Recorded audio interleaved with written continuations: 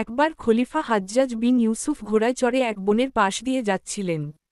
হঠাৎ এক গাছের ডাল থেকে এক অদ্ভুত শব্দে প্যাঁচা ডাকতে লাগল, হু হু হু হু। খলিফার কৌতূহল হল। তিনি বললেন, এই গাছে কে আছে? এক দার্শনিক পাশে দাঁড়িয়ে বললেন, জনাব, ওটা এক প্যাঁচা। সে তার বিয়ের কথা বলছে। হাজ্জাজ মুচকি হেসে বললেন, প্যাঁচা আবার বিয়ে করে? দার্শনিক বললেন, জি হুজুর, সে অন্য এক প্যাঁচিকে বিয়ে করতে চায়। তবে শর্ত হল, বিয়ের পর ও খালি বাড়ি অর্থাৎ শ্বশুরবাড়ি হতে হবে খালি, যেন সেখানে শান্তিতে থাকা যায়। হাজ্জাজ বিস্মিত হয়ে জিজ্ঞেস করলেন, কেন এমন শর্ত? দার্শনিক বললেন, কারণ প্যাঁচা বাস করে পরিত্যক্ত, শূন্য ও ধ্বংসপ্রাপ্ত ঘরে। যত ঘরবাড়ি ধ্বংস হবে, ততই পেঁচার বাসস্থান হবে বেশি।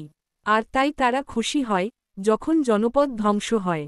হাজ্জাজ তখন কাঁধ ঝাঁকিয়ে বললেন, তাহলে তো আমার রাজত্বে অনেক পেঁচার বিয়ে হবে। দার্শনিক কড়া কণ্ঠে বললেন, হুজুর, এ কথা গর্বের নয়। যদি রাজা সুশাসন দিতে ব্যর্থ হয়, যদি ঘরবাড়ি ধ্বংস হয়, মানুষ ঘর ছেড়ে পালায়, তখনই প্যাঁচারা বাসা বাঁধে। অর্থাৎ আপনার শাসনের ত্রুটিতেই ও খালি বাড়ি খালি হচ্ছে। হাজ্জাজ তখন মাথা নিচু করে বললেন, সত্যিই, এই পেঁচার বিয়ে আমার জন্য সতর্কবার্তা। শিক্ষা: শাসকের দায়িত্ব সুশাসন নিশ্চিত করা। যখন শাসনে দুর্নীতি ও অব্যবস্থাপনা বাড়ে, তখন সমাজে অন্ধকার ও নৈরাজ্য বাসা বাঁধে, যেমন প্যাঁচা খালি ঘরে বাসা বাঁধে।